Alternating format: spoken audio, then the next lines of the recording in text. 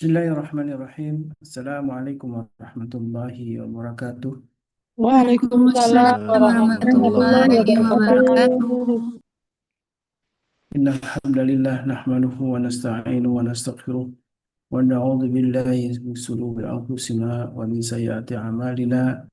May yahdihillahu fala mudilla lahu wa may yudlil fala hadiya lahu.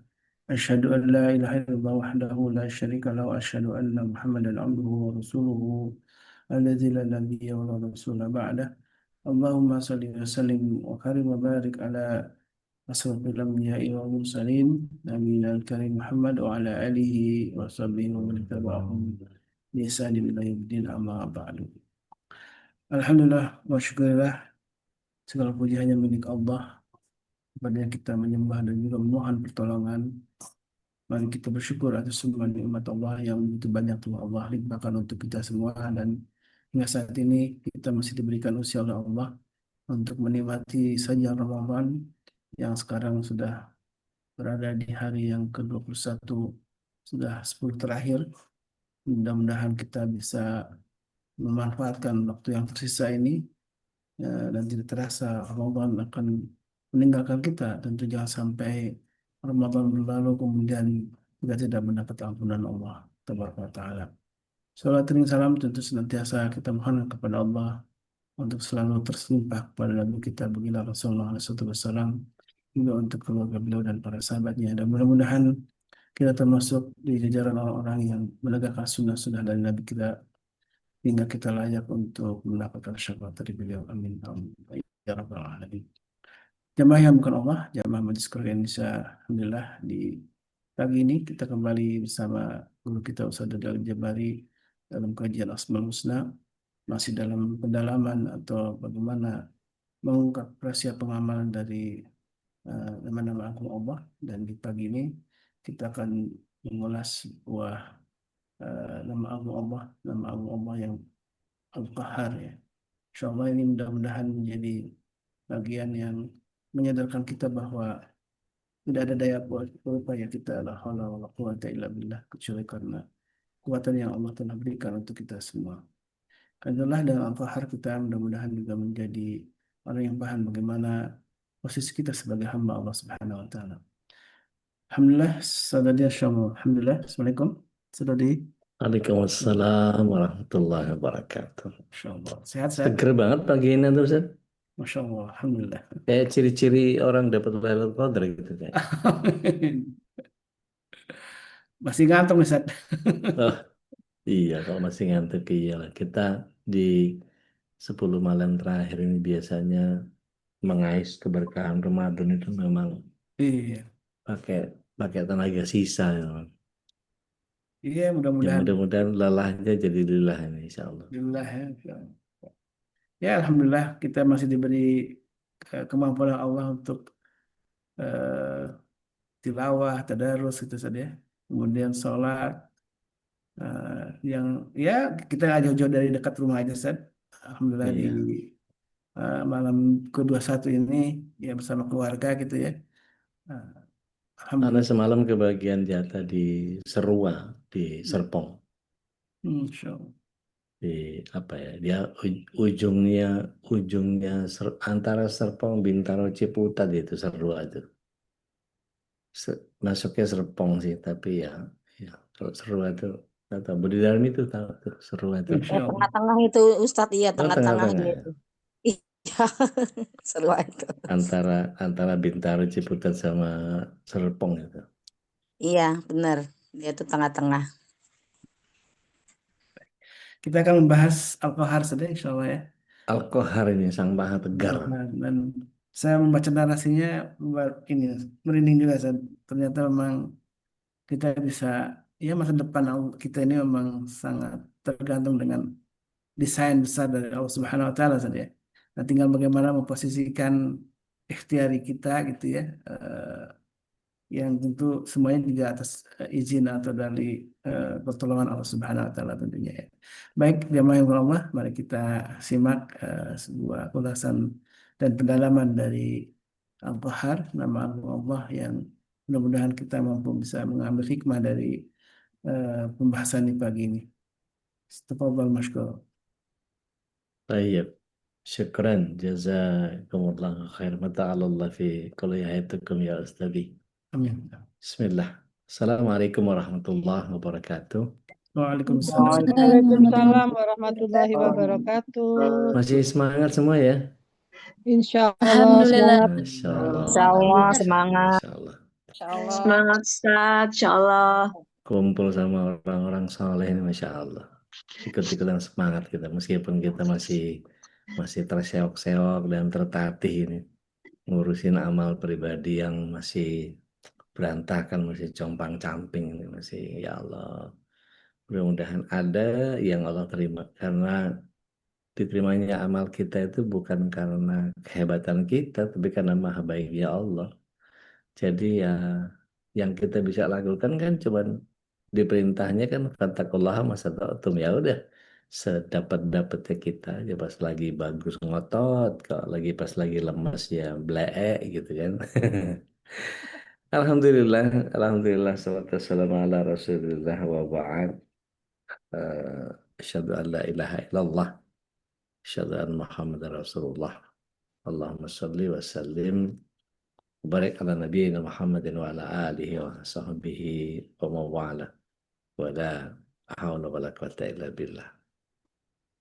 Bapak Ibu ahibati fillah rahimakumullah, calon penghuni surga semuanya, tentu tak bosan-bosan saya mengajak untuk kita terus senantiasa mensyukuri apa yang Allah SWT berikan kepada kita. Seburuk apapun perlakuan orang-orang terkasih kepada kita, seberat apapun kondisinya, sehancur apapun perasaan kita, pastikan bahwa itu pasti yang terbaik dari Allah Tabaraka wa Ta'ala. Salawat serta salam semoga senantiasa tercurah ke hati Rasulullah SAW, berikut para keluarga, sahabat, dan para pecinta risalah dan syariat beliau hingga akhir zaman. Dan mudah-mudahan kita yang hadir pada kesempatan pagi hari ini bisa menjadi bagian dari golongan orang-orang yang mendapatkan syafaat beliau kelak di akhirat. Amin. Allahumma amin. Kita terus bermohon kepada Allah SWT agar senantiasa keberkahan, rahmat, hidayah, inayah, iradah, kudrah, dan maunahnya terus senantiasa meliputi kita semua sehingga mampu menghadirkan keistiqomahan di dalam menjalankan keislaman kita. Tidak hanya sebagai hambanya Ramadan, tetapi kita adalah hambanya Allah yang senantiasa mampu mengistiqomahi amalan-amalan sekecil apapun yang bisa kita kerjakan sebagai bekal amal pulang kita ke akhirat kelak. Di harapan ini mudah-mudahan kita berakhir dengan sebuah akhir yang baik, husnul khotimah, dan kelak dikumpulkan bersama keluarga di surga. Amin. Bicara kekuasaan Allah yang sangat besar, Al-Qahar, Sang Maha Tegar. Ini kemampuannya mampu menguasai dan menundukkan segala sesuatu yang menjadi musuh-musuh Allah. Yang ketika manusia ingkar kepada Allah atau mereka yang menghinakan agamanya, mereka adalah musuh-musuh Allah yang Al-Qahar punya hak penuh atas dominasi terhadap seluruh makhluk karena dia adalah Al-Khaliq yang sekaligus Al-Jalal yang juga maha menciptakan makhluk.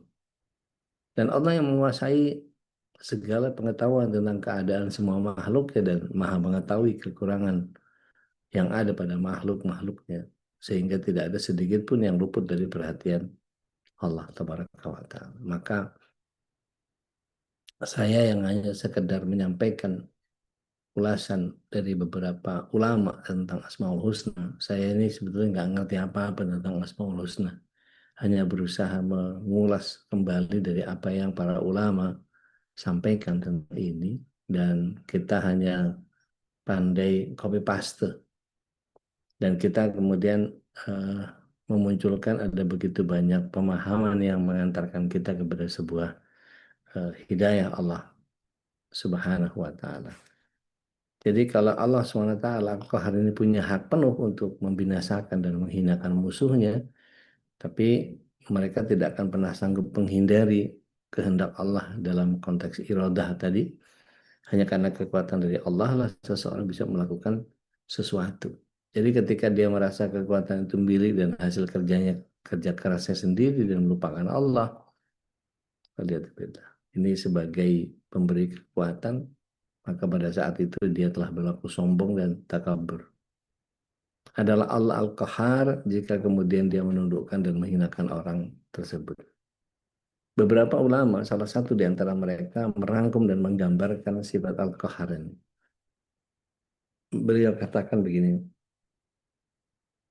Allah sebagai Al-Qahar, dia yang membungkam orang-orang kafir dengan kejelasan tanda-tanda kebesarannya, menekuk lutut para pembangkang dengan kekuasaannya, menjinakkan para pecintanya sehingga mereka bergembira menanti di tempat pintu rahmatnya, menundukkan panas dan dingin, menggabungkan kering dan basah, mengalahkan besi dengan api, memadamkan api dengan air, menghilangkan gelap dengan terang, menjeritkan manusia dengan kelaparan, tidak memberdayakannya dengan kantuk dan tidur, dan memberinya yang dia tidak inginkan dan menghalangi dari apa yang dia dambakan. Insya Allah. Maka siapa saja menaklukkan Allah atas segenap hambanya, dia akan melupakan tujuannya sendiri dan berpaling kepada tujuan Allah. Ini yang kemudian kita bisa apalah kita urusan sama Allah ini. Atau kalau kawan-kawan di Bandung itu biasanya mengatakan bahasa tawaduknya tuh, dak mah apa tuh gitu. Allah akan sepenuh hati memasrahkan diri untuk menjadi miliknya.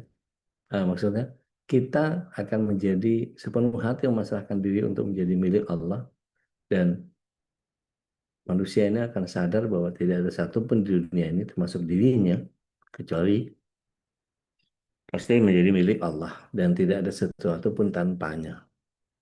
Dan sebaik-baik mereka adalah yang memiliki kekuasaan, kekuatan, dan sekian banyak peluang, tapi mereka mampu menjaga diri dan berbuat zalim kepada sesama sekecil apapun. Ini yang kalau kita lihat kasusnya Namrud, Abrahah, gitu ya. Sekian banyak raja dan penguasa di era modern ini dihinakan oleh Allah SWT karena tidak mensyukuri nikmat kekuasaan yang telah Allah anugerahkan kepadanya. Ya.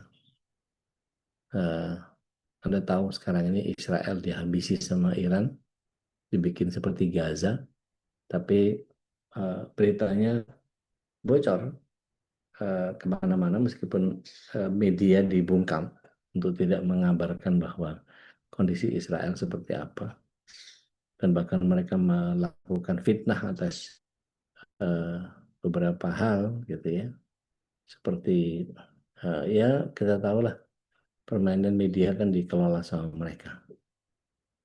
Dan ketika kita tahu bahwa sifat qaharnya pada makhluk itu bisa ada pada mereka yang mempunyai kekuasaan, manusia yang punya kekuasaan, kekuatan, dan pengikut yang banyak memiliki kecenderungan untuk menundukkan siapa saja yang dianggap sebagai musuh dan berlaku zalim kepada orang-orang Allah di sekitarnya. Dan sejarah kemanusiaan sudah dipenuhi dengan catatan-catatan semacam ini. Ya, tadi Fir'aun, Namrud, Abraha, gitu ya, adalah orang-orang yang dianugerahi Allah Ta'ala kekuasaan yang sangat besar, tapi ingkar atas nikmat yang diberikan dan berlaku sombong. Sewenang-wenang, sampai berani kemudian mentahbiskan dirinya sebagai Tuhan, ya. Maka Al-Qahar pun menghinakan di dunia, dan tidak hanya di dunia tapi di akhirat. Dan di dalam Al-Quran ada sosok manusia yang mampu mengejawantahkan sifat Al-Qahar ini dengan sangat mengesankan. Tokoh tersebut adalah Zulkarnain. Jadi kalau kita lihat rangkaian ayat yang Allah SWT hadirkan, kita sama-sama buka surah Al-Kahfi. Ini agak panjang ya, dari mulai 83 sampai 88. Kita baca satu-satu aja. Ada yang berkenan? Mau coba baca? Al-Kahfi 83, nanti gantian aja 83, 84, 85, Ayat 86. 83. Silakan. Semangat ya, 83 deh. Iya udah. Auzubillahiminasyaitonirrajim.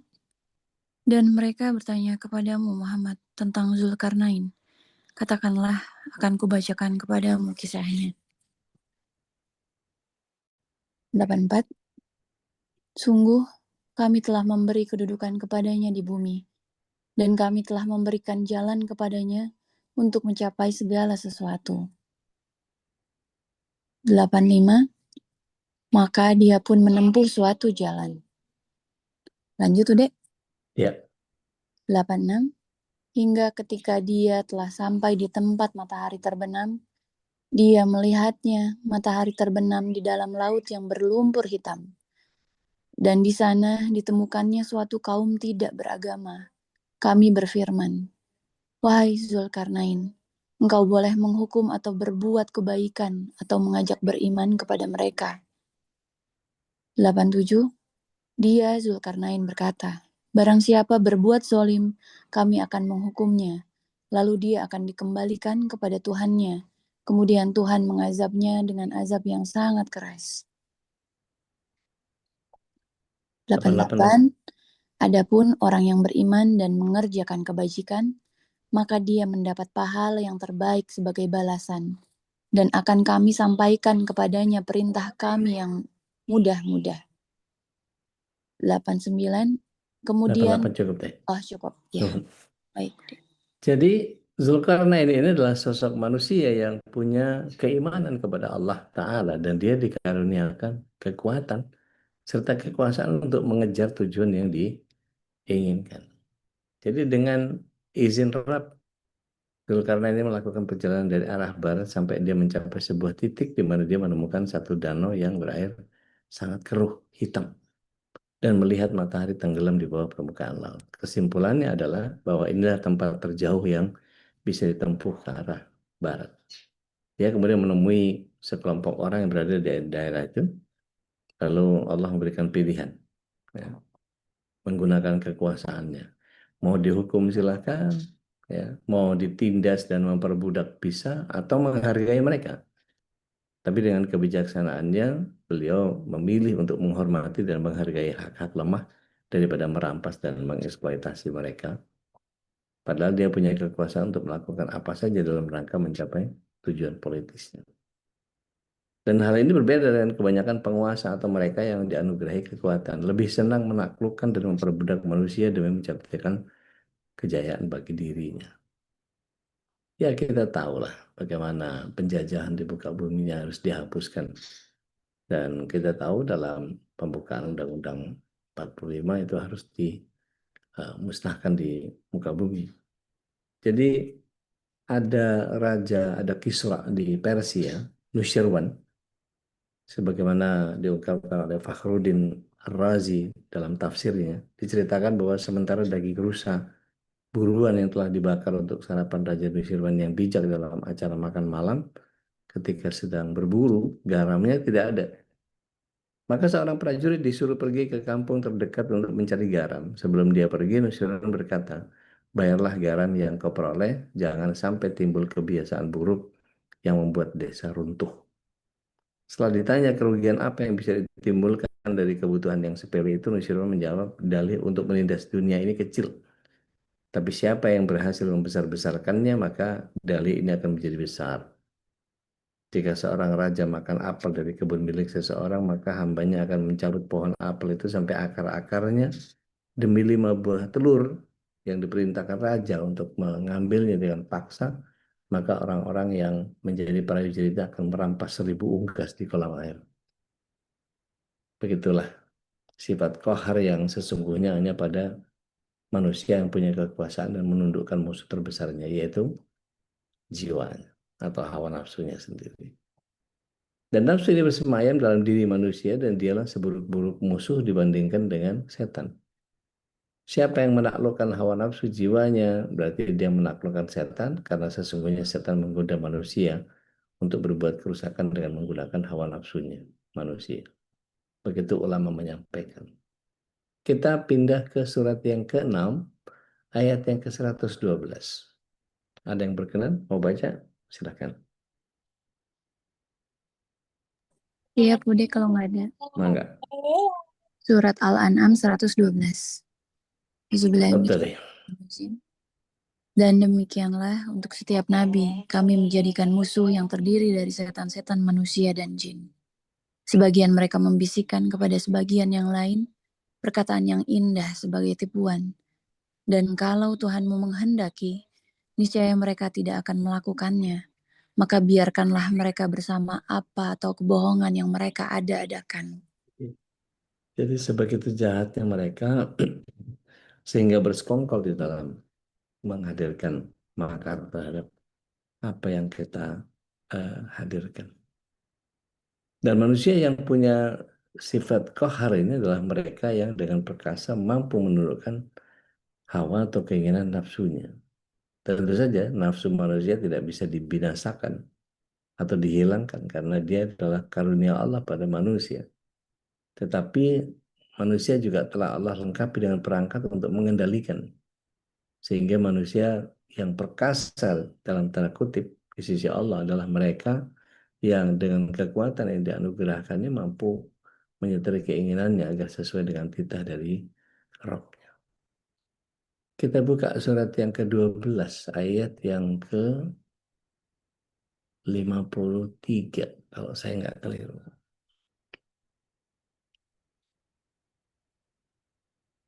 Boleh Ustadz? Mangga. Surat Yusuf Ustadz, Ya. ayat 53. A'udzubillahiminasyaitonirrajim. Dan aku tidak menyatakan diriku bebas dari kesalahan. Karena sesungguhnya nafsu itu selalu mendorong kepada kejahatan. Kecuali nafsu yang diberi rahmat oleh Tuhanku. Sesungguhnya Tuhanku Maha Pengampun, Maha Penyayang. Ya. Jadi kita dibekali oleh Allah SWT dengan nafsu.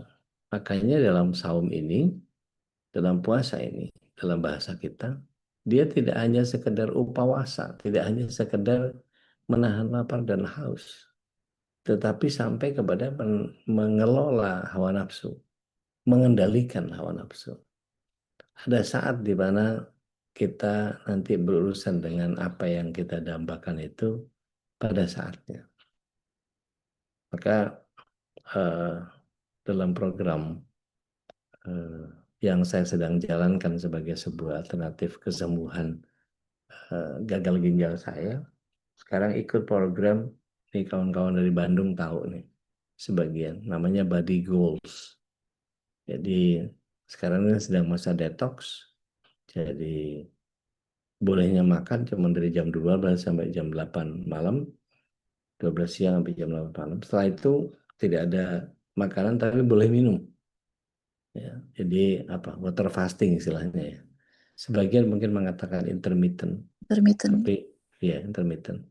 Tapi sebetulnya yang dicapai adalah bagaimana tubuh kita melakukan autofagi. Autofagi itu di mana tubuh kita menghancurkan sel-sel mati atau sel-sel yang tidak bermanfaat. Racun-racun yang ada di tubuh kita itu kemudian digerus atau dihabisi dan diolah menjadi bagian yang disempurnakan lagi. Dan tubuh kita ternyata punya itu, luar biasa. Ya. Mohon doanya semuanya. Nah, menahan hawa nafsu itu banyak dari antara kami yang mengikuti treatment tersebut, banyak laporan yang kemudian cheating ya, cheating ya, cheating ya. Iya, cuman sedikit tapi tetap merusak sistem. Ternyata sebegitu beratnya hawa nafsu ini apa namanya dikelola. Kalau kemudian dia tidak mampu menghadirkan yang namanya pengelolaan. Jadi spiritnya apa di Al-Qahar ini? Kita mesti terampil mengendalikan diri. Dalam sebuah peperangan, Ali bin Abi Thalib berhasil menjungkalkan lawan tanding dan kemudian ketika akan ditusuk, meludahlah musuh itu tepat di wajahnya Ali. Sehingga Ali batal untuk membunuhnya. Maka musuh ini mengatakan, Ali, kenapa engkau tidak jadi membunuhku? Ali menjawab, aku khawatir membunuhmu bukan karena Allah, tapi karena ludahmu. Aku berperang ini karena Allah, bukan karena kebencianku kepadamu. Masya Allah. Jadi apa yang ditunjukkan oleh Sayyidina Ali radhiyallahu an memberikan pelajaran kepada kita bahwa pengendalian diri itu harus selalu kita perhatikan in any circumstances, di berbagai tempat dan waktu. Dan pengendalian diri ini merupakan sesuatu yang sangat penting untuk kemudian kita berada di bagian yang selalu kita perhatikan. Bahkan dia tergolong jihadun nafs, bersungguh-sungguh atas dirinya sendiri. Dan ini harus betul-betul jadi prioritas. Seseorang bisa dikatakan punya integritas ketika dia mampu meletakkan semua pada tempatnya. Jadi tahu diri itu termasuk orang yang berintegritas. Dan kita seringkali sibuk dengan musuh-musuh lahir tanpa punya kesibukan untuk mengendalikan musuh yang sifatnya internal, yaitu diri sendiri. Padahal musuh lahir itu hanya sekedar bonus dari Allah, trigger atau alat, ya, supaya kita mendapatkan kesempatan untuk berjihad di jalan Allah. Nah, adapun kunci dari pengendalian diri adalah pengendalian hawa nafsu. Kalau kemudian kita tidak ibaratkan dengan kuda, ya, dan setan sebagai pelatihnya, itu kalau kuda ini nurut kepada kita, pada setan, maka insya Allah kita akan bisa lebih cepat mencapai tujuan untuk bisa menghemat energi. Tapi sebaliknya kalau kuda itu tidak bisa dikendalikan, maka kita akan seperti rodeo, terombang-ambing, terpelanting, terbawa-bawa ke sana kemari. Dan apa yang bisa kita kendalikan di bumi ini, yang kita taklukkan dari diri kita, ada banyak. Panca indera, perut, syahwat, perasaan, berpikir positif, ya. Dan andai kita memandang, tahan sekuat mungkin dari sesuatu yang diharamkan. Dan segera berpaling karena Allah melihat apa yang kita lakukan. Ketika nonton televisi, bertanya, haruskah saya nonton acara ini? Apakah berpahala? Jika tidak, maka matikan segera televisi tersebut untuk lebih menjaga pandangan yang ada baiknya. Di samping tempat tidur, kita sediakan Al-Quran yang mudah dibaca. Atau siapkan buku bacaan di tempat kita beraktivitas agar kita selalu terkondisi untuk melakukan hal-hal yang positif. Nah, Bapak Ibu yang dirahmati Allah SWT, di dalam Mutiara Kisah pagi ini ada perjalanan sejarah manusia yang banyak diisi oleh jatuh bangunnya penguasa. Karena merasa kuat, lagi punya pengaruh, kaya, tidak terbantahkan, maka mereka memproklamirkan diri sebagai penguasa yang setiap sabdanya harus dituruti dan ditaati. Maka mereka menjadikan amanah kekuasaan sebagai jalan pemuas nafsu dan menebarkan kerusakan bagi sekitarnya. Mereka sangat sombong di hadapan manusia, sangat ingkar kepada Rabb-nya, dan terhadap penguasa semacam ini tidaklah Allah lakukan selain menghinakan dan menjadikannya sebagai cerita buruk generasi ke generasi setelahnya. Allah akan cabut kekuasaannya dengan jalan yang sangat buruk setelah dia dibiarkan untuk menikmati. Jadi istidrajnya. Kita buka surat 11 ayat yang ke-15 ayat ke-16. Silakan. Kalau ada yang berkenan. Baik, Ude. Mangga. Ayat 15 ya, surat Hud. Auzubillahiminasyaitonirrajim. Barang siapa menghendaki kehidupan dunia dan perhiasannya, pasti kami berikan balasan penuh atas pekerjaan mereka di dunia dengan sempurna, dan mereka di dunia tidak akan dirugikan. 16. Itulah orang-orang yang tidak memperoleh sesuatu di akhirat kecuali neraka, dan sia-sialah di sana apa yang telah mereka usahakan di dunia, dan terhapuslah apa yang telah mereka kerjakan. Insyaallah. Ngeri banget ya. Dikasih di dunia semuanya diulur. Kalau orang Jawa bilang disubyo. Itu. Di sini ada yang bisa main catur nggak? Bisa, Ude. Oke.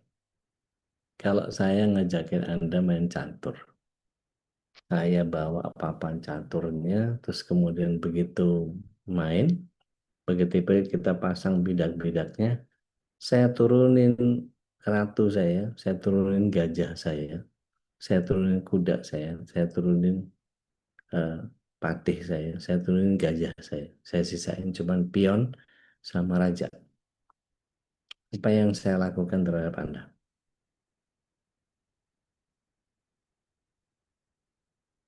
Memberikan kemenangan?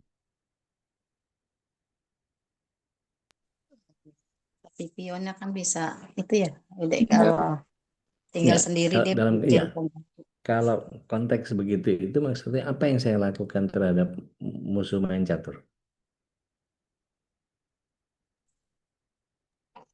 Memberikan Ya, udah kemenangan, kasih kemenangan. memberikan kemenangan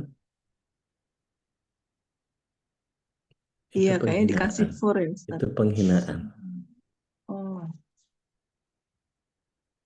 Jadi Allah ulur semua apa yang kamu mau dikasih. Harta ambil, kedudukan kasih, jabatan kasih, apa mau apa. Punya ini, punya itu, punya apa segala macam terpenuhi, tercukupi dan bahkan melimpah. Terus, terus, terus. Tapi bagiannya di dunia cukup ya, sudah ya, selesai, sudah, selesai, sudah. Begitu di akhirat, kan udah. Itu sakit banget. Padahal kita ini hidup untuk akhirat. Walal akhiratu khairu wa abqa. Walal akhiratu khairu laka minal ula. Yang akhir itu jauh lebih baik daripada yang di dunia. Kesejatian hidup kita itu adalah setelah kembali kepada Allah. Nah, terus kalau dibegitukan sama Allah SWT, diulur, ya, difur. Nah, kalau perlu sama papan-papan catur bawa semua deh. Ambil. Seperti Allah nggak butuh kepada itu. Nah, ambil. Mau cuma dunia aja. Padahal Rasulullah SAW mengabarkan kepada Ibunda Aisyah ketika ditanya bagaimana perbandingan antara akhirat dengan dunia. Rasulullah SAW suruh Ibunda Aisyah memasukkan jarinya ke air laut. Kemudian air yang menetes itulah dunia, kata Rasulullah SAW. Sedangkan air laut itulah akhirat. Insya Allah. Ini memberikan satu gambaran kepada kita bahwa tidak sebanding apa yang kita cari di dunia ini dengan sesuatu yang sifatnya akhirat. Cuma itu tadi, balik orang biasanya mengumbar hawa nafsunya dan kemudian menikmati apa yang dia inginkan tanpa memikirkan masa depan. Adalah Al-Hajjaj bin Yusuf As-Saqafi, bisa kita jadikan sebagai contoh. Siapa dia? Dalam bahasanya Imam Ibnu Katsir dalam Bidayah wa Nihayah, Hajjaj As-Saqafi ini seorang penguasa dari Bani Thaqif. Dia diangkat sebagai gubernur untuk memimpin wilayah Mekah, Madinah, Taif, dan Irak. Dia dikenal sebagai penguasa yang sangat kejam, membunuh banyak ulama dan dari kaum muslim. Dialah yang membunuh Abdullah bin Zubair, rahimahullah ta'ala, cucunya Abu Bakar Siddiq. Dikisahkan bahwa Said bin Jubair sebelumnya menjadi buronan negara bersama Abdurrahman ibn Asyaj. Setelah Ibnu Asyad berhasil ditangkap, Said bin Jubair melarikan diri ke Asfahan. Ketika tempat pelariannya diketahui, beliau pindah ke Mekah, dan setelah diketahui keberadaannya, beliau memutuskan diri untuk tidak pindah. Beliau berkata, demi Allah, aku malu kepada Allah, kemana aku harus lari, dan tidak ada tempat menghindari dari takdirnya Allah. Setelah pasukan mengepung rumahnya Said bin Zubair, mereka ketuk pintu dengan keras. Setelah itu Said membuka pintu dan memperhatikan wajah-wajah mereka. Beliau mengatakan, kami pasrahkan kepada Allah dan Dia sebaik-baik tempat bergantung. Apa yang kalian inginkan? Hajjaj ingin bertemu denganmu sekarang. Tunggu. Beliau mandi, pakai minyak wangi, minyak rambut, dan pakai kain kafannya. Lalu keluar dari rumah sambil berdoa, ya Allah, zat pemilik tempat berlindung yang tidak terkalahkan. Zat pemilik kekuatan, tidak ada satupun yang mampu menggapainya. Ketika menemui Hajjaj yang sangat murka kepada, siapa namamu? Tanya Hajjaj. Said bin Zubair. Salah, kamu Syaki bin Kathir, orang celaka yang binasa, kata Hajjaj. Ibuku paling tahu tentang namaku. Kamu celaka, ibumu celaka, kata Hajjaj. Masalah gaib, celaka di akhirat karena Allah yang tahu, kata Said. Apa pendapatmu tentang Muhammad? Nabiul Huda, Imamur Rahmah, Nabi petunjuk dan pemimpin yang berkasih sayang. Apa pendapatmu tentang Ali? Kata Haddad. Beliau telah menuju Allah, Imam Huda, pemimpin kebenaran. Lalu apa pendapatmu tentang diriku? Kata Haddad. Orang zalim yang akan bertemu Allah dengan menanggung darah kaum muslim. Bawakan emas dan perak, kata Haddad. Pasukan datang membawa 2 ember emas dan perak dan langsung dituang di depan Said. Apa-apaan ini Haddad? Jika engkau hendak sedekahkan barang ini agar menembus hukuman Allah, itu amal soleh bagimu. Jika ini harta yang kau rampas dari si miskin dengan cara yang sombong, demi Allah, hari kiamat lebih menakutkan. Bawakan alat musik dan gadis penyanyi, kata Hajjaj. Alat musik dimainkan, si gadis penyanyi, maka Said pun menangis sehingga air mata membasahi jenggotnya. Kamu kenapa? Kamu terenyuh? Tidak. Tapi saya melihat gadis ini dipaksa melakukan sesuatu yang bukan tujuan untuk dia diciptakan. Mengapa kamu tidak ikut tertawa seperti kami, kata Hajjaj? Karena hati kita berbeda dan tidak sama. Apa ganti dinar menjadi api yang menyala? Kalau kamu bisa, kamu tidak sembah. Akan kubunuh kamu dengan cara yang tidak pernah kulakukan pada orang lain. Silakan pilih cara apa yang kamu inginkan, kata Hajjaj.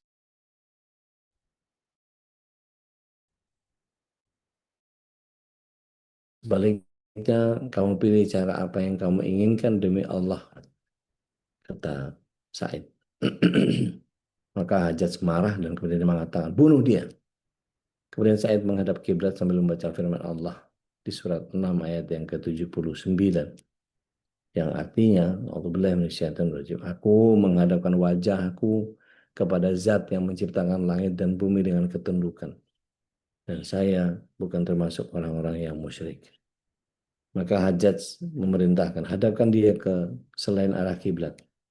Maka saya membaca firman Allah di ayat 115-nya Al-Baqarah. A'udzubillahi minasyaitonir rajim, kemanapun kalian menghadap, di sanalah wajah Allah. Telungkupkan dia ke tanah, kata Hajjaj. Saya tersenyum dan membaca firman Allah di surat Toha ayat 55. A'udzubillahi minasyaitonir rajim, dari tanah kami ciptakan kalian, ke tanah kami kembalikan kalian, dan dari tanah kami bangkitkan kalian untuk kedua kalinya. Maka Hajjaj memerintahkan sembelih dia. Seketika itu juga Said berkata, ya Allah, jangan beri kesempatan orang zalim untuk membunuh seseorang pun setelah dia membunuhku. Beliau pun meninggal untuk beristirahat dari kejahatan penguasa zalim dan Allah ijabah doa. Setelah kejadian itu Hajjaj jatuh sakit, keluar penyakit kulit di sekujur tubuhnya, dia sakit sebulan penuh, tidak bisa merasakan makanan dan minuman, setiap tidak bisa tidur nyenyak, tiap kali dia mau tidur dia selalu bermimpi berenang di sungai darah dan dia selalu mengatakan, bagaimana nasibku dengan Said, bagaimana nasibku dengan Said. Terus begitu sampai dia meregang mau. Waliyadzubillah. Ahibati fillah rahimakumullah, calon surga semuanya. Senantiasa berlindunglah kepada Allah Al-Qahar dan mohon kepadanya agar kita dimampukan untuk menaklukkan berbagai musuh, setan, nafsu, dunia, dan hal-hal yang kita menjauhkan dari Allah Tabaraka wa Ta'ala. Perbanyak mujahadah untuk menaklukkan nafsu, misal puasa atau khususnya yang wajib dan dicontohkan Rasulullah SAW, menjaga pandangan, pendengaran, dan hati. Dan ketika dikaruniakan kekuasaan, ingat bahwa itu adalah amanah dari Allah yang harus dipertanggungjawabkan di hadapannya. Dan terkadang terlarang bagi kita untuk menyalahgunakan untuk kepuasan nafsu. Kita upayakan berjuang untuk menjadi orang yang kuat dalam hal apapun, kuat ilmu, kuat harta, kuat keimanan maupun fisik, sehingga kita bisa menaklukkan apa yang layak ditaklukkan dan menguasai apa yang layak dikuasai. Buat sebagian besar kita yang usianya sudah di atas 40-an, olahraga, jangan malas. Setidaknya squat sambil di tempat duduk itu berdiri, berdiri,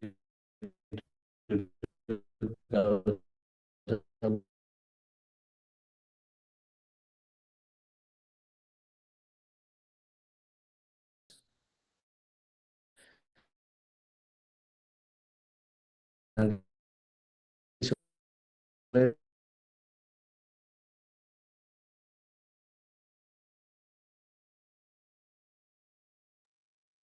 Jaringannya nih. supaya Iya, sinyalnya putus ini deh. kan bahas kita pagi hari ini ada sebuah renung. Wahai anak,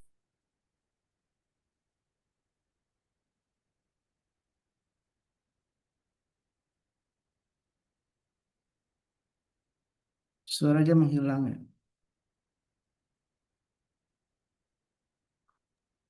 Iya, hilang. Iya, qadarullah nampaknya ada masalah di jaringan. Eh, Mudah-mudahan Allah eh, mudahkan ya. Amin. Amin, amin. Ya begitulah memang betapa bukti buatan manusia kan selalu ada kekurangan ya. Jaringan internet yang ya secanggih apapun tetap kita harus sadar betapa masih banyak kelemahan. Dan nampaknya sudah tidak banyak hujan sekarang ini, tapi mungkin ada beberapa yang di Bekasi mungkin agak. Assalamualaikum Ustaz Dodi, sudah kembali gabung. Nampaknya.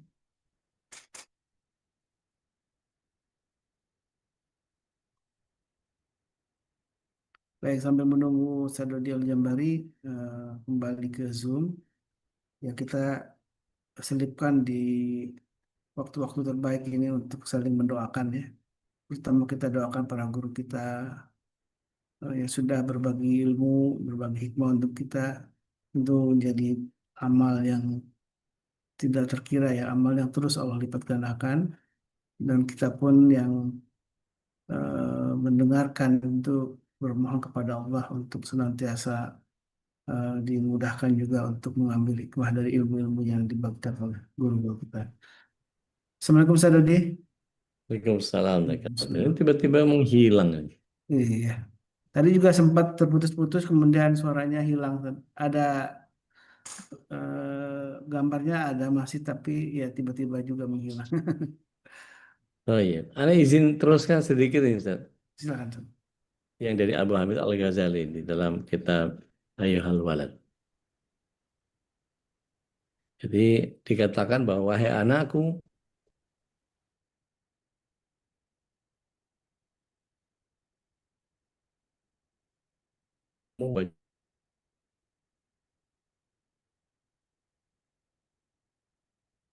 aku tidak tahu apa yang menjadi pendorong.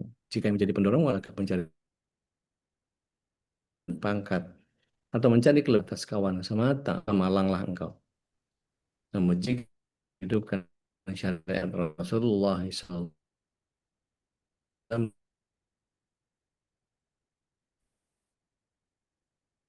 Iya, suaranya kembali menghilang ya. tidak henti mengajak.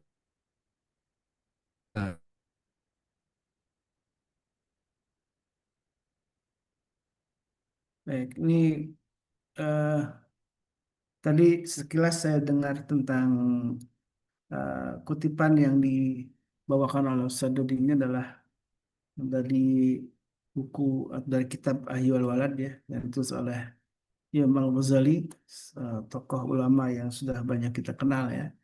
Imam Al-Ghazali salah satunya menulis buku yang sangat juga diminati dalam dunia pendidikan, yaitu Ayyuhal Walad ya, wahai anakku gitu ya. Dan inilah sebuah nasihat seorang guru sesungguhnya terhadap muridnya yang kemudian didokumentasikan di sebuah kitab. Tadi terputus Ustaz, jadi belum sampai kita dapatkan apa nasihat dari Imam Al-Ghazali dalam kitab Ayyuhal Walad ini ya. Iya, jadi dikatakan tadi maka benar sekali kata seorang penyair, biarpun kantuk penyiksa mata akan percuma jika tidak karena Allah semata. Jadi kalau kekuatan yang datang dari Allah SWT tidak dikembalikan kepada Allah, maka hanya sekedar jadi sebuah petaka buat kita. Hmm. Wallahu a'lam. So, ini kayaknya sinyalnya sengaja bikin kelamaan lu ngomong. Udah. Lama. Yes, sir. Tadi nasihat dari Imam Al-Ghazali itu apa saja? Agak panjang tadi sebenarnya ya, yang di. Iya, intinya jaga niat harus karena Allah semua. Hmm. Sebab kalau tidak karena Allah pasti jadi cilaka. Hmm. Kata Syekh Mutawalli Asy-Sya'rawi, ada berapa banyak niat untuk hal-hal yang kecil ternyata bernilai besar di mata Allah. Tetapi begitu pula sebaliknya, ada begitu banyak niat-niat besar yang ternyata hanya sekedar nilai kecil karena niatnya tidak benar. Hmm. Insya Allah ya.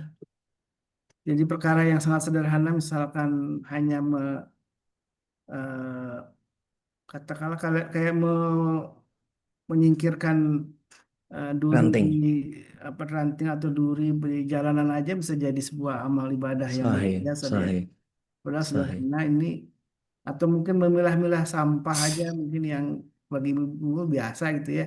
Tapi ketika diniatkan karena Allah itu bisa jadi sebuah pahala yang besar.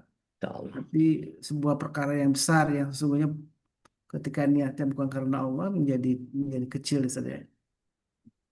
Baik, silakan jamaah yang ingin berbagi, sharing atau mungkin juga ingin bertanya. Ini masih eh, ada Ustaz Dodi yang mungkin bisa menemani kita untuk mengais berkah ya Ramadan ini dengan ilmu-ilmu yang tadi dalam pendalaman tentang Al-Quran ini. Silakan, ada yang ingin sharing atau bertanya. Nambahin boleh, nyanggah Hmm. boleh, bantah boleh, silakan. Nah ini kalau saya tertarik dengan satu tulisan atau narasi yang Ustaz Dodi tulis nih ya dalam undangan itu tentang kita tidak bisa memaksakan masa depan ya dengan caranya kita ini, dan selalu ada rahasia tentu yang Allah siapkan untuk kita. Nah ini untuk mengambil pembelajaran betapa ini yang terbaik menurut Allah, ini kita bagaimana Ustaz?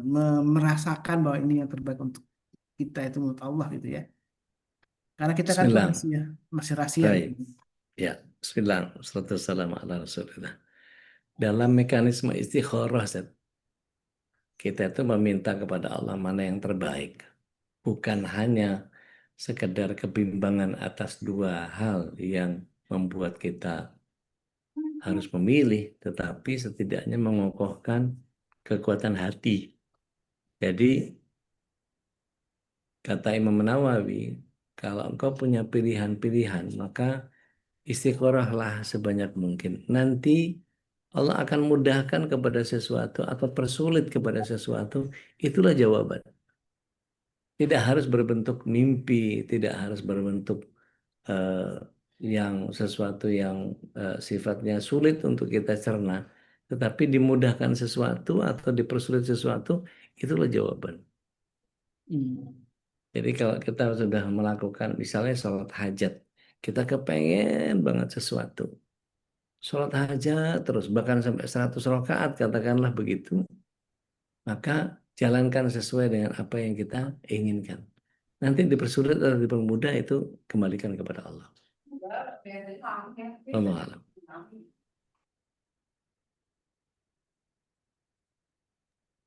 Silakan Mbak Anita. Assalamualaikum warahmatullahi wabarakatuh. Waalaikumsalam warahmatullahi wabarakatuh. Sehat semuanya udah Ustadz kali ini. Alhamdulillah. Kangen udah kemarin mudenya malah nggak ada. Sayanya pulang. Iya, Sehat. kadar Allah ngurus orang yang khusus khotimah, wafat Jumat, terus Bismillahirrahmanirrahim. jam 5 sebelum itu wafat dalam keadaan masih berpuasa. Masya Luar Allah. biasa. Dan saya memandikan Ya gagah, Allah. ganteng, Ya Allah. luar biasa. Kakak Ude saudara atau siapa Ude? Maaf. Eh, Owner travel. Oh Saya iya kan iya. bekerja di Cordova Travel. Iya iya Nah, iya. pemiliknya itu yang wafat. Iya. 2 tahun di bawah saya umurnya. Oh Masya Allah. Orangnya Sakit. baik banget. Iya, Ya. sudah lama. Ya. Tumor Insya Allah. otaknya sudah ngejalar kemana-mana. Oh, innalillahi wal ya Allah. Oh, mudah-mudahan husnul khotimah benar-benar yang udah Amin, doakan amin, orang amin, baik. amin. Iya. Karena Udah, wafat Jumat itu kata kata Ibnu Abbas ya tidak ada azab dan hisab atas orang yang wafat Jumat. pasti itu ya, Ya, Udah. hadisnya kuat.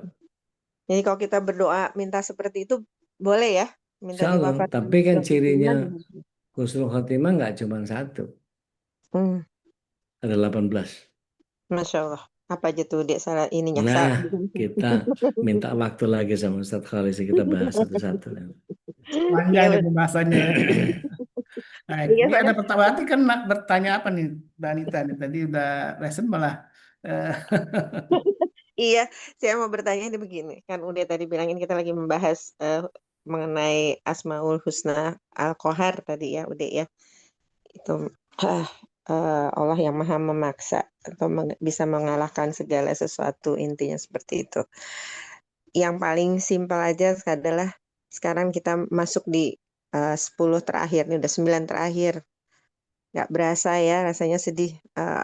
Belum ada yang bisa saya hasilkan gitu ya dari 21 hari Ramadan tuh rasanya masih ya Allah, kayak udah mau habis aja gitu. Eh, Bagaimana caranya kita menyikapi kita kita minta Allah maksa diri kita untuk merubah kita yang jadi pemaaf, kita bisa jadi orang yang berdada lapang atau luas lah gitu ya.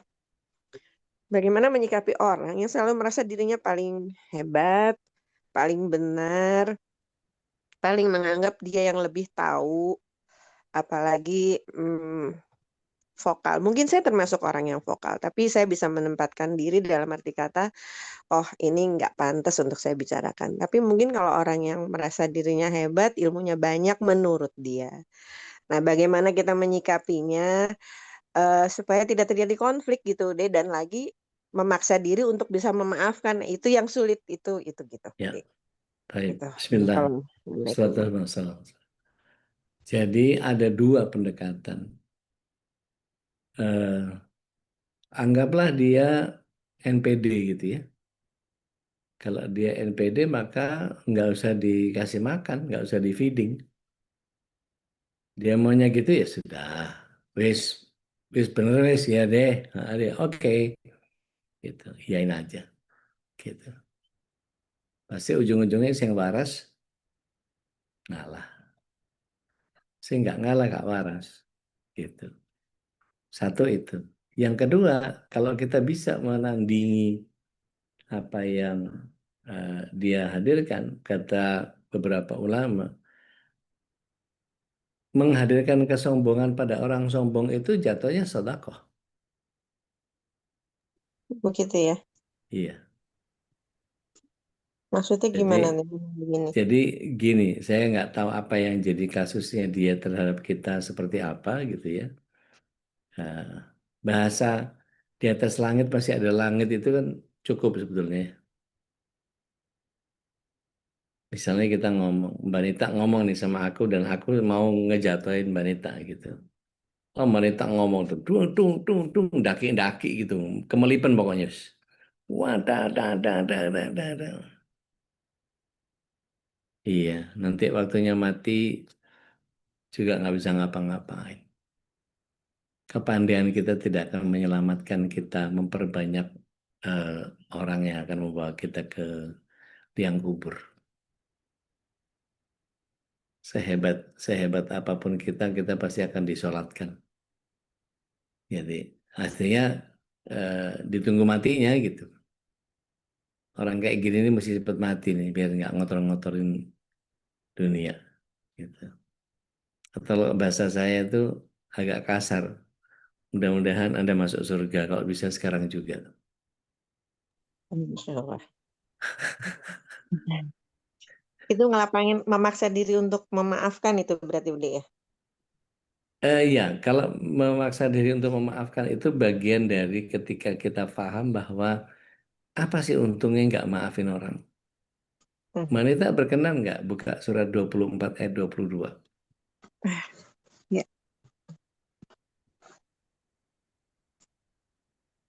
Izin dek surat An-Nur ya atur ya, An-Nur oh 24. Anur ayat 24. 22. Iya. Suratnya 24. Oh ya. Auzubillahi minasyaitonirrajim. Bismillahirrahmanirrahim.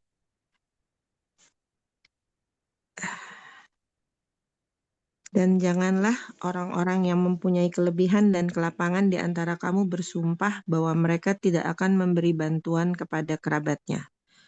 Orang-orang miskin dan orang-orang yang berhijrah di jalan Allah, dan hendaklah mereka memaafkan dan berlapang dada. Apakah kamu tidak suka bahwa Allah mengampunimu?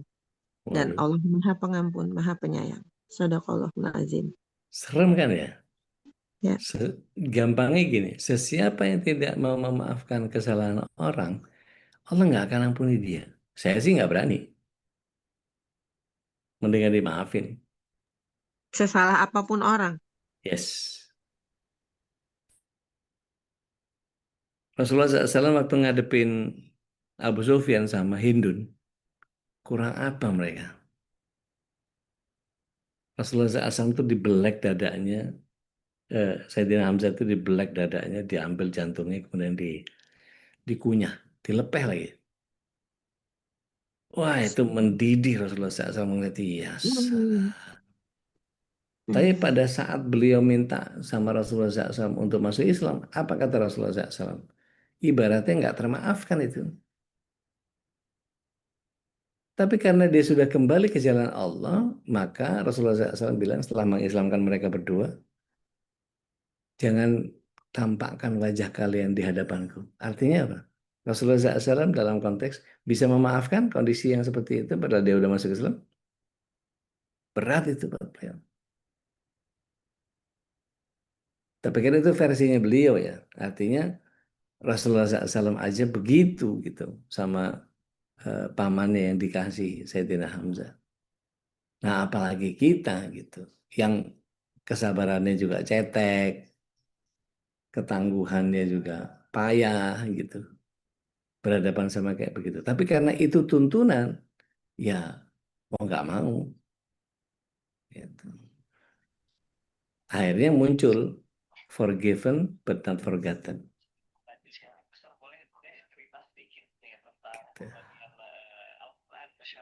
Gitu, Mbak. Kalau kita memaafkan, tapi terus ya itu tadi forgiven but not forgot, apa? Kita nggak bisa melupakan. Nah itu gimana? Kan berarti nggak ikhlas ya? Ya, Rasulullah SAW begitu. Hmm. Jadi mengingat itu bukan berarti tidak memaafkan ya, Iya, tapi kita iya, kejadiannya tetap ada, kita tahu dan eh, nggak bisa kita hapus gitu ya. iya. Kalau bahasa kitanya, ya asal tahu aja lah. Tapi silaturahim jangan putus. Ya sekedar tahu-tahu aja kali ya Iya. gitu. Gitu. Gimana kabar? Iya, baik. Dah, Hmm. gitu. Hmm. Ya, Kira-kira. ya, iya. Jadi lebih lebih menjaga kita juga ya udah ya, Iya, baiknya gitu. Baik. Soalnya kadang kadang orang memaafkan terus jadi kayak enggak pasti nanti Nita maafin kok. Nanti Nita juga biasa lagi. Jadi kayak ngegampangin ya jatuhnya di sini. iya. Gitu. Biarin Baik, orang nggak gampangin kita, yang penting kita bukan gampang di hadapan Allah.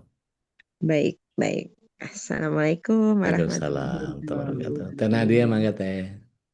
Nun deh. Assalamualaikum warahmatullahi wabarakatuh. Waalaikumsalam warahmatullahi Sebenarnya pertanyaannya numpuk banget ini Ude. Cuma saya mulai milih aja sedikit ya Ude. Jadi sebenarnya yang bahaya itu ngelawan pikiran kita sendiri kan ya Ude. Nah, itu dia. Jahatun Iya. nafs itu. Nah itu PR-nya. Minta nasihat juga sekaligus saya ingin menjelaskan sedikit urusan-urusan masalah diri sendiri gitu. Kadang gini kita ngerasa orang lain sombong banget terus kita lawan sama sombong padahal orang orang itu nggak ada maksud mau sombong gitu. Jadi ujungnya kalau udah sadar nih kita jadi takut gitu. Apakah kita yang salah paham ya? Terus ya ujungnya bisa nggak sih kita minta ke Allah, paksakan diri kita untuk mikirnya yang baik-baik aja lah tentang orang gitu. Kan kita tuh liar banget ya, mikirnya teh kayak Kita. Ya, saya deh. Kita mulu ya. Iya, liar banget pikiran ini gitu. Sampai-sampai mikirnya orang lain mulu. Orang kok gini sih gitu ya. Padahal ini hati gitu yang kadang-kadang kotor lagi. Udah berjuang pengen baik, mikir baik tentang orang. Balik lagi. Kok kayak kita ngebenerin diri sendiri, kok kayak saya ngebenerin diri saya sendiri gitu. Iya, itu dia Iya, gitu. Nah, PR-nya di situ. ya, Dan emang kita harus saling ngingetin sih ya, udah gitu. ya, ya, Nah, minta setuju. nasihatnya dari Ude. Terus Baik, baik. yang kedua nih, pertanyaan ini mah. Kan kita tuh suka salah, saya nih, suka salah misalnya Asmaul Asmaul Husna. Kita minta dikuatin sama Allah. Gara-gara salah minta dikuatin kan kita nggak ada problem. Kita dikasih problem jadinya. Supaya kata Allah supaya kita kuat gitu. Nah, betapa pentingnya milih-milih doa dan menyebut Asmaul Husna itu gitu. Takutnya malah jadi salah, salah ngucap gitu. Orang kita lagi nggak ada masalah, kok minta dikuatin. Jadi sama Allah dikasih masalah gitu. Kan nasihatnya udah supaya kita bisa tepat gitu mengucapkannya. Karena saya pernah dengar ceramah dari satu yang lain kayak gitu gitu. Jadi Baik. salah juga. Makasih udah. Assalamualaikum. Waalaikumsalam. Ya. Bismillah. Salatu wassalamu ala Rasulillah. Kalau yang pertama gini, eh, kita itu sebetulnya dibenturkan pada kondisi-kondisi di mana yang sebetulnya apapun itu, selama kita masih punya eh, prasangka yang baik kepada Allah, kita yakin aja Allah pasti ngasih yang terbaik sama kita. Berarti memang harus sederhananya gini, sesuatu yang sifatnya musibah harus disabari, sesuatu yang sifatnya nikmat harus disyukuri. Nah, ada konversi yang lebih canggih teh, Iya, mensyukuri musibah.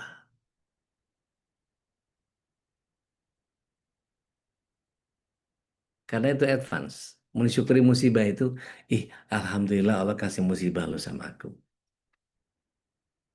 Kalau enggak, saya enggak bisa sabar. Berarti kesyukuran atas kesabaran yang Allah berikan itu yang harus disyukuri. Ngerti maksudnya enggak? iya udah. Ah, gitu tuh. Para ahlu sufa di belakang masjid Rasulullah SAW itu, mereka selalu cari cari masalah dalam tanda kutip.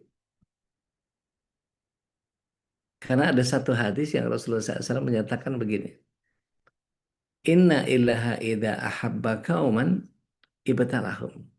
Faman radiya falahu ridha wa man sakhita falahu suh.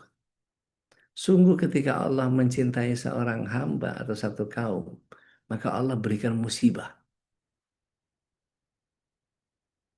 Barang siapa ridho, Allah ridho kepadanya. Barang siapa marah, Allah lebih marah dari dia. Artinya, kemampuan menangkap sinyal yang datang dari Allah SWT itu tadi, ketika bentuknya adalah sebuah musibah, ini disabari atau disyukuri. Advance-nya disyukuri. Alhamdulillah Allah kasih kesabaran kepada saya untuk bisa menghadapi ini dengan sabar. Itu kan sesuatu yang harus disyukuri. Coba kalau Allah nggak kasih sabar, lu udah gua habisin lu. Itu. Jadi kalau kemudian setiap kondisi itu kita memahami bahwa yang terbaik selalu dari Allah, oh Allah maunya gini, siap. Gitu. Jadi menghamba dengan keutuhan penghambaan itu adalah ya apapun pokoknya kata Allah kita belaga tolol aja deh. Iya Oh, udah. oh maunya Allah begitu, oh siap. Gitu. Meskipun kita dihinakan, mungkin dikecilkan, mungkin diremehkan, mungkin segala macam. Tapi kan itu penilaian orang. Sementara yang kita lakukan adalah benar sesuai dengan syariat. Itu nggak nyalain norma, maka Bismillah, la haula wala quwata illa billah. Gitu. Ada saat di mana kita merasa bahwa ini kok saya masih harus belajar tentang ini tentang itu. Nggak apa-apa, malah bagus. Itu yang namanya hikmah kan. Begitu kita ketemu sesuatu untuk diambil pelajarannya, oh ini saya kayaknya disuruh begini nih sama Allah. Oh, siap, gitu. Husnuzon kepada Allah bahwa segala sesuatu pasti didesain untuk kita. Jadi punten bisa kita balik lagi untuk merefresh mindset kita. Surat 57 ayat yang ke-22 dan 23.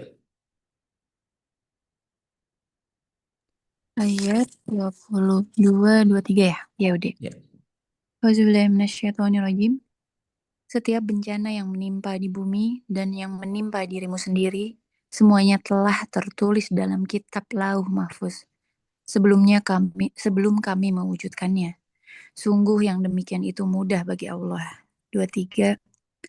Agar kamu tidak bersedih hati terhadap apa yang luput dari kamu, dan tidak pula terlalu gembira terhadap apa yang diberikannya kepadamu. Dan Allah tidak menyukai setiap orang yang sombong dan membanggakan diri. Oh, ini teh maksudnya Allah begini, siap, gitu. Bahwa kemudian, kehel katanya gitu. Itu ya udah biarin aja begitu. Dan tidak ada yang berhak untuk merusak kebahagiaan dan ketenangan jiwa kita kan. Kecuali kita sendiri yang melakukan mindset terhadap diri kita sendiri.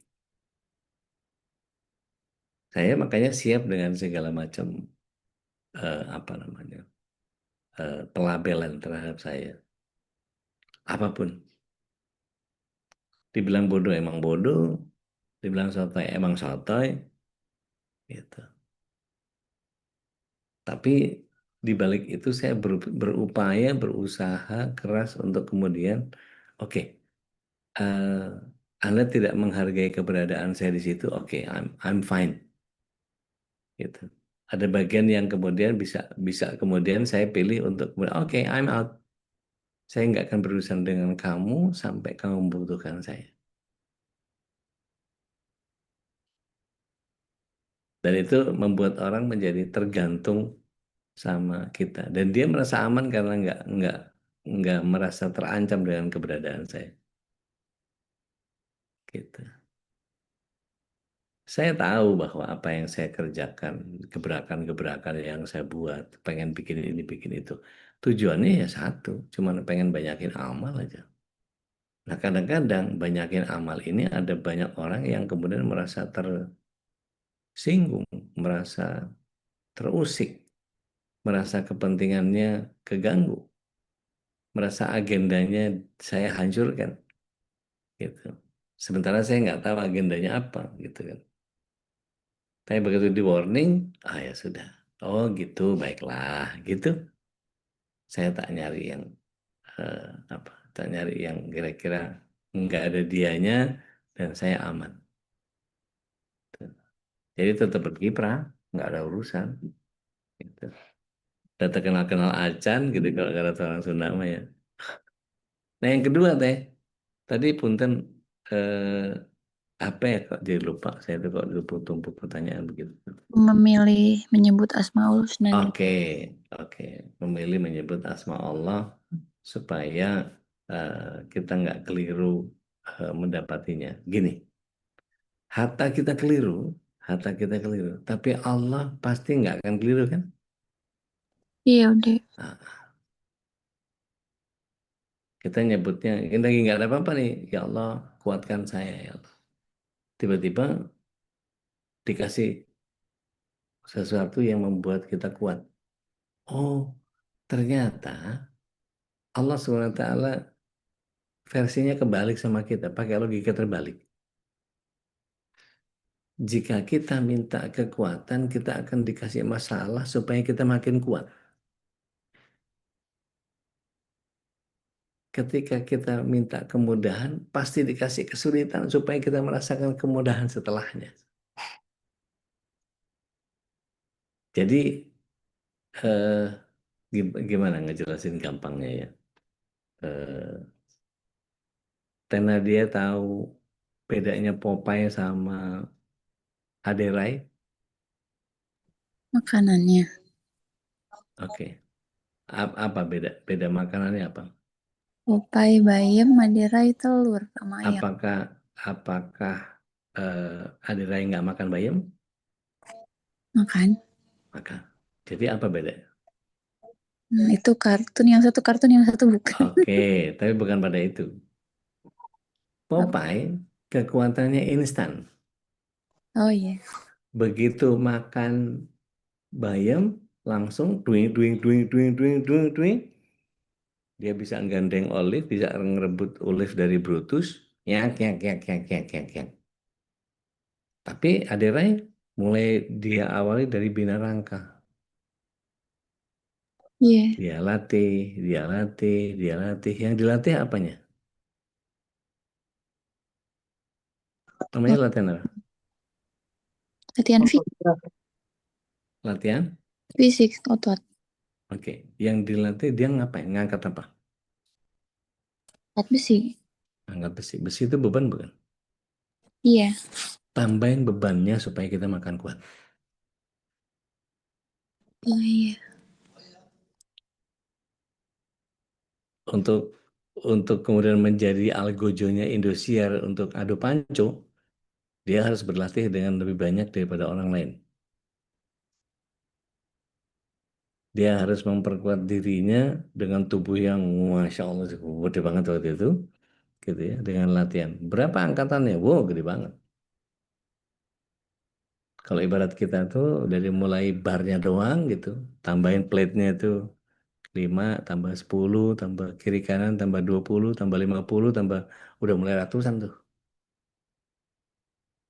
Deadlift-nya bisa nggak tahu 500 atau berapa itu. Mantu saya aja kalau deadlift itu 300-an. Saya ngelihatnya aja ya Allah capek banget. Tapi karena dia berlatih dengan beban, kalau dikasih beban yang sama nggak seru. Jadi kayak nggak latihan, naikin lagi. Repetisinya tambahin, bebannya tambahin. Setnya tambahin, gitu. Saya kemarin sebelum sebelum divonis sakit di stadium 3 itu saya masih bisa dorong eh, flat bar itu bisa 135 kilo. Fat 15. Sekarang mungkin karena udah berapa udah seminggu lebih nih saya nggak exercise karena badannya kebawa lemes ini. Jadi ya saya yang paling bisa squat, paling bisa wall sitting gitu. Jadi jangan sampai enggak sama sekali. Gitu. Tapi pastikan bahwa setiap Allah SWT ingin memberikan beban kepada kita, itu bagian dari doa-doa yang kita mintakan. Jadi pakai logika terbalik. Pendekatannya pakai surat 2 ayat 216. Mau dibaca? Iya, bentar deh. Surat 2, 216. Iya, udah. Auzubillahiminasyaitonirrajim. Diwajibkan atas kamu berperang, padahal itu tidak menyenangkan bagimu. Tetapi boleh jadi kamu tidak menyenangi sesuatu, padahal itu baik bagimu. Dan boleh jadi kamu menyukai sesuatu, padahal hal itu tidak baik bagimu. Allah mengetahui sedang kamu tidak mengetahui. Harusnya kan gini, mestinya kan gini. Saya tuh, gitu. Lah, maunya Allah kok dilawan, gitu. Jadi Allah ngasih itu, oh ini bikin saya kuat. Oh ini bikin saya tangguh. Oh ini bikin saya sabar. Oh ini bikin saya gitu. Jadi kesimpulannya keren itu ketika kita bukan mikirin perilaku orang sama kita, tapi mikirin pesan dari Allah lewat orang itu gitu ya udah. Yes, indeed. Ya, Betul, ya, ya. eta pisan. Syukron ade. Afan, barakallah. Jazakallah khairan. Bakadari. Masih Saya lagi udah mau jam ada 7 pertanyaan nih, San. lagi nih. Ada satu pertanyaan mungkin Siapa? dari chat Azla mungkin berkaitan dengan tadi bagaimana cara mengenali keinginan Allah gitu kan. Karena ini Azla kan pengalamannya resign kemudian ketika kemudian memutuskan untuk berdagang ternyata sulit gitu ya. Apakah ketika putusan untuk resign itu salah gitu Ustaz? Apakah apa ini mengenal itu sangat berkaitan juga dengan tadi pembahasannya kayaknya. Baik, Bismillah. Salatu wassalamu ala Rasulillah. Kira-kira rezeki itu kita yang ngatur atau Allah yang ngatur? Kalau Allah yang ngatur, iya. Kalau Allah yang ngatur, udah serahin sama Allah. Ikhtiar secemen apapun, kalau Allah ngasih rezeki sama kita, datang aja tuh rezeki. Kita mau sungsang sumbal kayak apa? Kalau kata Allah belum, yang sabar ya, gitu. Ya udah sabar aja, gitu. Pertanyaan saya gini, apakah setiap dagangan pasti laku terjual? Tidak. Tanya ke Budwi itu. Apakah setiap dia promo pakai FB, pakai WA, segala foto mejeng, senyumnya udah paling manis, nggak kebeli semua orang.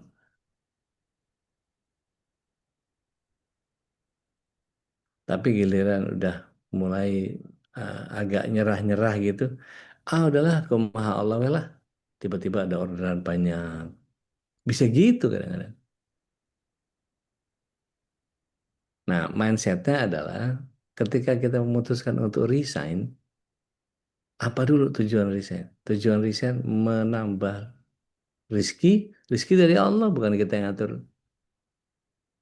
Kalau Muazlah berkenan kemudian melihat bahwa kayaknya saya kalau resign saya bisa ngurus anak lebih banyak, saya bisa bakti ke suami lebih banyak, pahala saya lebih banyak, saya bisa beribadah lebih banyak, nggak apa-apa deh duitnya dikit.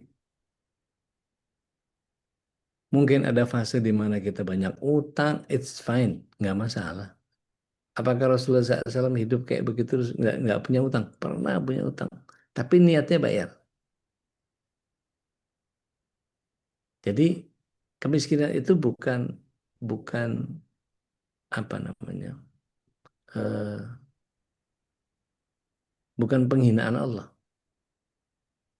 Kemiskinan itu bagian daripada mekanisme yang Allah SWT mengokohkan kita. Umat Islam mohon izin, surat 2 ayat 155 sampai 157. Itu Allah SWT memang menghadirkan itu. Wa nabluwannakum bisyai'in minal khauf. Rasa takut, lapar, miskin, harta, buah-buahan, semua. Tapi kata Allah SWT, fabasyiri sobirin. Berikan kabar gembira kepada orang yang sabar. Nanti ada masa di mana kita akan digembirakan oleh Allah Subhanahu wa taala. Mungkin bukan di dunia, tapi dengan pola mana yang lebih nyaman. Kayak tadi saya bilang, di dunianya diulur sama Allah, difur, dikasih semua, tapi di nerakanya waliyadzubillah. Mendingan di dunia jadi orang miskin kelak di surga daripada memperkaya diri di dunia tapi nggak dapat apa-apa di akhiratnya, gitu. Wallahu a'lam. Baik, insyaallah. Alhamdulillah. Jazakallah khairan. Sudah di insyaallah ya. Banyak sekali hikmah yang bisa kita ambil dari yang disampaikan oleh Ustaz Dodi. Mudah-mudahan di Ramadan yang ke-21 ini kita bisa lebih maksimal. Ini udah sampai jam 7. Mau dibuka lagi atau gimana, Ustaz? Udah Ustaz? Ya, udah. Oh, Nanti ada kita Tedia, ada Tedia. Mangga. Assalamualaikum. Waalaikumsalam. Kan katanya manusia terbaik itu ya di antaranya adalah yang memaafkan kesalahan orang lain ya. Eta. Bagaimana caranya memaafkan orang lain sudah dicoba gitu ya. Ya. Untuk orang yang punya hutang gitu kepada kita gitu ya. Eh, itu tuh kita tuh sudah mencoba udah dimaafkan, tapi kita perlu uang. Sementara gitu ya kita perlu uang. Kalau ingat, kalau apalagi kalau kita lagi susah, lagi perlu uang gitu ya, coba kalau itu dikembalikan gitu. Kalau misalnya dia memang miskin atau gimana, mungkin kita bisa merelakan ya. eh tapi rasanya dia nggak susah-susah amat gitu. Dia tidak susah-susah amat, dia PNS terus yang dapat sertifikasi. Pokoknya ini aja apa, dan kalaupun bisa dicicil aja kan, sebetulnya mau apa, membantu gitu, membantu kita gitu. Nah itu gimana caranya ya? Udah udah di ini tuh malah kalau kan muji-muji kita itu nanti, teh dia mah mending bagus gini-gini. Padahal saya teh bukan bukan perlu pujian, teh perlu uangnya, perlu uangnya. Ketika beberapa kali di ini di apa di tagih nih malah eh, nomor saya diblokir gitu, gimana sih? Aduh saya menelusuri susah gitu ke teman-teman, padahal dia dulu itu teman kuliah gitu ya, teman kuliah. Dan baik, tapi setelah ya nggak susah-susah amat gitu sebetulnya. Nah itu gue memaafkan, tapi ya itu tadi cara memaafkan dengan ikhlas gitu, sementara kita sendiri perlu gitu, kumaha tah. Oke, Oke, Bismillah. Wassalamualaikum ala Rasulullah. Saya tahu ini nggak mudah. Saya paham ini nggak sesederhana seperti yang bisa saya jawab nanti. Tapi maksud saya gini, kira-kira itu semua jadi kehendaknya Allah nggak teh? Iya. Nah, itu dulu. Kalau itu disadari, aman gitu sudah. Satu. Yang kedua, seandainya teteh berkenan, rizki itu Allah yang ngatur, maka yang sudah ditangkap tidak akan tertukar. Gitu kan ya? Jadi misalnya nih, saya nggak tahu apakah dia bisa merelakan bahwa, udahlah, saya anggap aja sedekah. Udah, lupakan, nanti biar Allah yang ganti dengan yang lebih lebih baik. Habis itu, adukan ke Allah. Ya Allah, ini orang ngeblok saya. Ya Allah, ini orang nggak mau bayar ke saya. Eh, tapi sebetulnya saya nggak kepengen seuzon sama teh dia dulu. Waktu dia minjem itu ngikutin surat 2 ayat 282 nggak teh? Oh iya, iya apa, dipakai itu ya, pakai kwitansi gitu, pakai tanda, tanda, Mm-mm. tanda bukti itu. Hmm. Terus Hmm. surat Eh, utangnya ada? hmm? Surat Iya, utangnya ada? iya, Ada surat utangnya? iya. Oke. Cuman memang Domisili. dia tidak di Bandung gitu ya, di kota lain gitu. Nggak apa-apa. Jadi, Tapi ada saksi. 2 orang. oh enggak, saksinya mah ya karena, Nah, itu yang susah. tapi saya eh, apa, suaminya tahu gitu, karena suaminya tahu, cuman memang tidak menulis seizin karena dia mungkin seizin suaminya gitu. Dan Iya. saya lihat nggak, kalau misal dia susah gitu ya, insya Allah saya ridho. Hmm. Masalahnya dia sebenarnya mampu gitu, mampu kalau Bukan, mau bukan, maksakeun mah bukan gitu. itunya. Bukan itunya. Ada orang yang memang sengaja Allah bikin kikir supaya untuk menguji kita.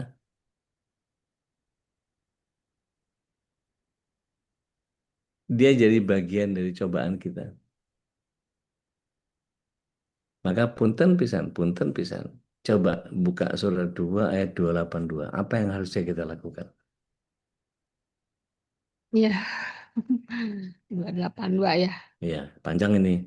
dibaca ya. Oh iya panjang, mau Iya, dibacakan nggak apa-apa. Mangga, dari mangga. satu Hmm. halaman. Iya, alhamdulillah banyak pahala Ramadan.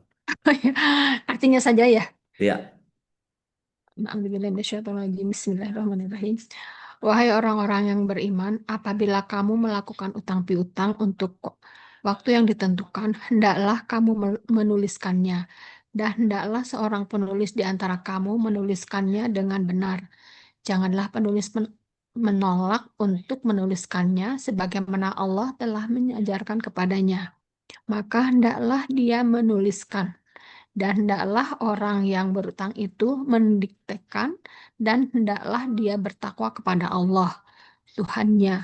Dan janganlah dia mengurangi sedikit pun daripadanya.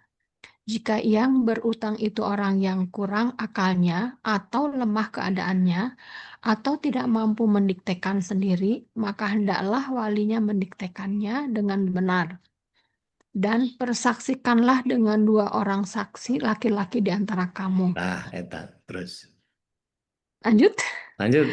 Jika tidak ada saksi 2 orang laki-laki, maka boleh seorang laki-laki dan 2 orang perempuan di antara orang-orang yang kamu sukai dari para saksi yang ada. Agar jika yang seorang lupa, maka yang seorang lagi mengingatkannya. Dan janganlah saksi-saksi itu menolak apabila dipanggil.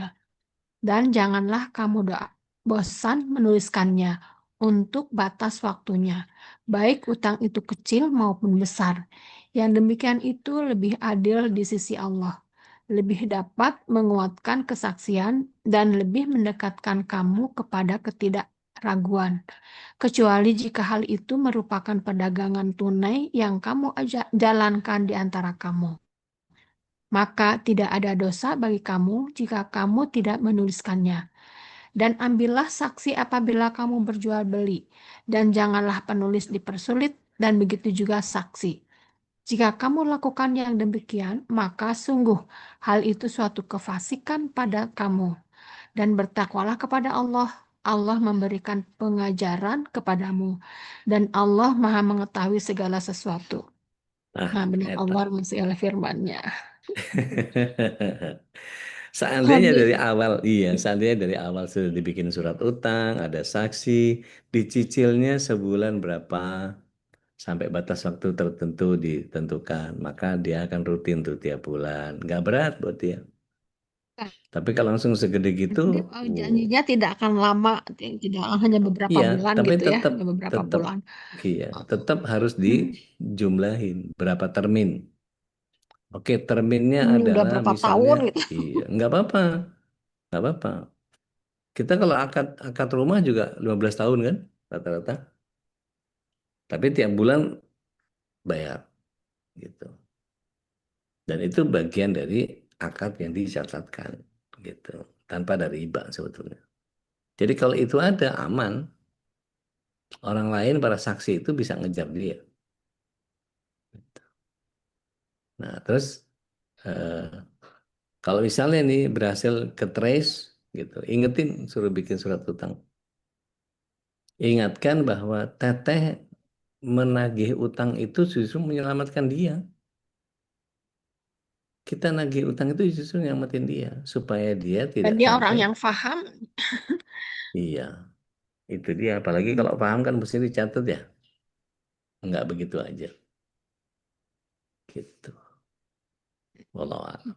Jadi Dia orang yang alternatif ya, yang dan berikutnya, dekat, itu malah dekat. iya, alternatif yang berikutnya, teteh ikhlasin nanti diganti sama Allah berlipat-lipat ganda. Bentuknya keberkahan. Jadi bukan masalah dia tak nggak miskin gitu, bukan itunya. Mau dia miskin, mau dia nggak miskin, Allah bikin dia zalim kepada teh dia, gitu, dan membuat dia menjadi apa namanya, menjadi wasilah kesabarannya teh dia, gitu kurang lebih. Nah, insyaallah. Baik, mudah-mudahan Wallahu alam. dimudahkan ya. Dan Mudah-mudahan dimudahkan Ustaz. Makasih Ustaz. Dengan senang hati. Amin, Barakallah. amin. Makasih Ustaz. Dan mengingatkan bagian dari ibadah juga saja, amal ma'ruf nahi mungkar Iya, ya. iya. Jangan utang, jangan sampai dia terjerat di akhirat kelak gitu ya. Pahalanya masih makan akan di-store ke teh Dian ya, teh dia ya. Betul. Pahala dia itu akan diambil gitu ya, dan bisa menjadi orang bangkrut Dosanya apabila teh dia bisa keseret-seret ke dia tuh. Hmm, Amin. ya, ya, Allah akan ganti tidak hanya di dunia maupun di akhirat yang kelak ya insya Allah ya. Baik, insya Allah, tabarakallah, alhamdulillah, jazakallah khairan, Sada Dia Jambari Maka talik. sudah menemani kita untuk sharing di pagi ini. Mudah-mudahan Allah senantiasa berkahi kita dan tetap istiqomah Amin. di hari-hari terakhir kita di Ramadan ini. Mudah-mudahan kita bisa mengambil eh, momentum penting untuk meraih Lailatul Qadar, dan tentu ampunan Allah menjadi puncak yang dijadikan target bagi orang beriman ketika Ramadan tiba, maka sesungguhnya tidak ada yang diharapkan dari orang beriman kecuali adalah ampunan dari Allah Subhanahu wa Ya. taala. Baik, kita tutup dengan doa kafatul majlis. Subhanakallahumma wa bihamdik. Asyhadu an la ilaha Asyhadu an la illa ilaha anta, illa anta. astaghfiruka wa Nastaghfiruka wa atubu natubu ilaik. ilaik. Mohon maaf kalau ada khilafan dari kami. Assalamualaikum warahmatullahi wabarakatuh. Waalaikumsalam warahmatullahi wabarakatuh. Semangat. Jazakallah khairan katsiran Ustaz. وكذلك اللهم ارحمنا بالقرآن واجعله لنا إماما ونورا وهدى ورحمة اللهم ذكرنا منه ما نسينا وعلمنا منه ما جهلنا وارزقنا تلاوته آناء الليل وأطراف النهار واجعله لنا حجة يا